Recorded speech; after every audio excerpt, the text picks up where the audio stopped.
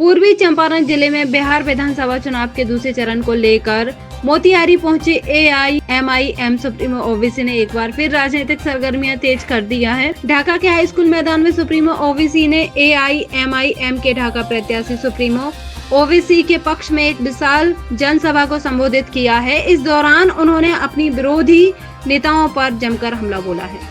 Supremo Owaisi ने महागठबंधन पर हमला बोलते हुए कहा कि महागठबंधन के नेताओं ने 3% वाले मुकेश साहनी को उप मुख्यमंत्री घोषित कर दिया है और 14% वाले तेजस्वी को मुख्यमंत्री का चेहरा बना दिया है और हम लोग 17% वाले को केवल लॉलीपॉप चूसने के लिए दे दिया है।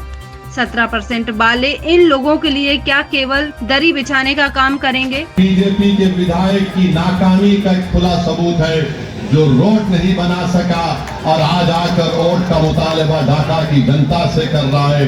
आप राणा रंजीत को कामयाब करिए। यहाँ का नौजवान पलायन करता है।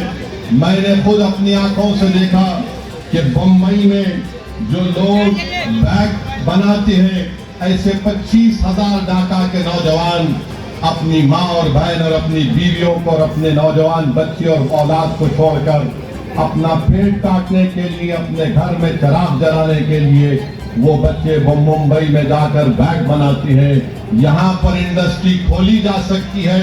शर्त यह है कि आपके विधायक में इखलास हो, जो हुकूमत से लड़कर यहाँ पर इंडस्ट्री बनाए।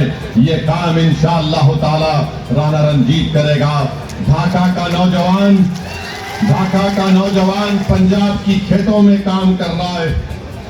दिल्ली में बिल्डिंगें बनती है तो बहैसियत एक लेबर का काम ढाका का नौजवान करता है। कौन सा डबल इंजन सरकार का काम यहाँ पर हुआ बताइए?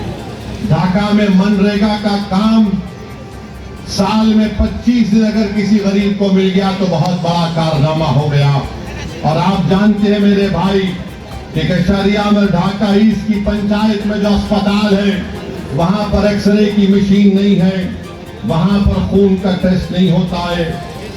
और 8वीं जमात के बाद 8 क्लास के बाद ढाका में हमारी बेटियों को पढ़ने के मौके नहीं मिलते हैं।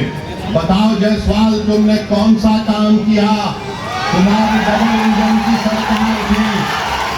डबल इंजन कहाँ का डबल इंजन? इंजन है का खाली एक बदनाम बोलते हैं, मगर काम तो कुछ नहीं हुआ। आप जाकर देख लीजिए, स्कूल है, बाउंड्री वॉल नहीं है। मॉडल स्कूल जो बन रहा है 2022 से बन रहा है, अब तक मुकम्मल नहीं हुआ। ढाका का सब डिविजनल अस्पताल, ना यहाँ डॉक्टर है, ना एक्सरे की कोई मशीन है। मेरे अजीज दोस्तों और बुजुर्गों, 35 से 40 किलोमीटर, क्या ये बात सच नहीं है कि अगर कोई बीमार पड़ जाता है तो मोतिहारी के सदर अस्पताल को ले जाने के लिए 35 से 40 किलोमीटर का सफर ढाका के गरीब को करना पड़ता है। ये डबल इंजन है। ये कहाँ का डबल इंजन? ये इंजन चलता नहीं, सिर्फ दिखाने के लिए है बीजेपी का और नीतीश कुमार का। और आप जानते हैं कि सैलाब आता है, जो नदी है बागमती और लाल बकिया, इसका खास असर नैनहा में और बसगढ़ी में पड़ता है। इस नौजवान को कामयाब करो। मैं इन गांव के रहने वालों से अपील कर रहा हूं कि आप अगर राणा रंजीत को कामयाब करेंगे तो इंशाअल्लाह ताला ये मसाइल हल होंगे।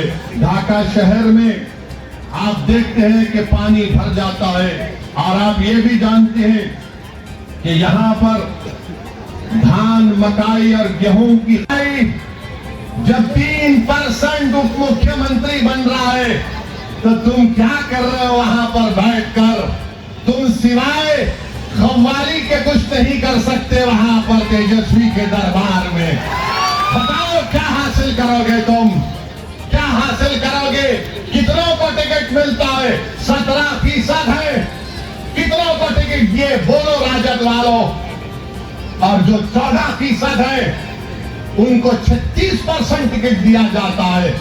ये सामाजिक न्याय है? ये एमवाई का कॉम्बिनेशन है? ये सबको साथ लेकर चलने की बात होती है? याद रखो मेरे अजीज दोस्तों और बुजुर्गों, मेरी इज्जतदार माँ और बहनों, नौजवानों, ये लड़ाई तुम्हारी है। कल का मुस्तकबिल तुम्हारा होगा। अगर आज आप अच्छा पैसा करेंगे तो इंशाअल्लाह ताला वो जो उम्मीद है कि आपकी एक लीडरशिप पैदा होगी और राणा रंजीत जब कामयाब होगा यहां से इंशाअल्लाह तो पूरे भारत में एक इनकलाब आ जाएगा, पूरे भारत में एक इनकलाब आ जाएगा। ये कौन है राणा रंजीत जिसको ढाका की जनता ने अपना विधायक बना दिया? अगर सेकुलरिज्म को कामयाब करना है, अगर सबको मिलकर एक साथ जो लोग बार बार पुकारते कि मिल के रहो, मिल के रहो, आज मैं आपसे अपील कर रहा हूं कि आज हमको अपने इस बेटे को और भाई को कामयाब करने के लिए अपने वोट का सही इस्तेमाल करना पड़ेगा। आप करेंगे ना इंशाअल्लाह? हाँ, एक बात याद रखिए, जब महात्मा गांधी यहां पर आए थे और नमक का एहतजाज शुरू हुआ था, उस नमक के साल्ट एजिटेशन में हमारे बुजुर्गों ने हिस्सा लिया था। सब ने कहा कि हम नमक नहीं बनाएंगे, गांधी ने पैगाम दिया था। मगर आज जो गांधी के साथ नहीं थे, आज बिहार में खड़े होकर कह रहे हैं कि नमक हराम है। हम अरे तुम तो गांधी के साथ नहीं थे, तुम अंग्रेजों की नमक हरामी कर रहे थे और हम वतन से मोहब्बत के मजारे कर रहे थे। आप ये बोलते हैं। और दूसरा ये है कि अमित शाह बार बार बोलते हैं नहीं नहीं घुसपैठी को निकालेंगे। अरे घुसपैठी कहाँ है? 65 लाख नाम तो इलेक्शन कमीशन ने निकलवा दिए, फिर और 3.5 लाख नाम निकाल दिए। कितने घुसपैठी निकले? दो। अमित शाह, मोदी, हम आपको कह रहे हैं घुसपैठी दिल्ली में बैठी है, घुसपैठी दिल्ली में बैठी है, जिसको बांग्लादेश की जनता ने उखाड़ कर फेंक दिया। मोदी ने कहा आ मेरी बहन, उस घुसपैठी को निकालो मोदी जी। बिहार में कोई घुसपैठी नहीं है, अगर है तो फिर अमित शाह क्या कर रहे हैं? गृह मंत्री आप हैं, बीएसएफ आपके पास है, सीमा की पुलिस फोर्स आपके पास है, इंटेलिजेंस आपके पास है। बिहार में 20 साल से नीतीश कुमार की सरकार है। अरे बाबा, इसके बावजूद भी तुम चूहे को नहीं पकड़ सके तो शेर से क्यों पकड़ो?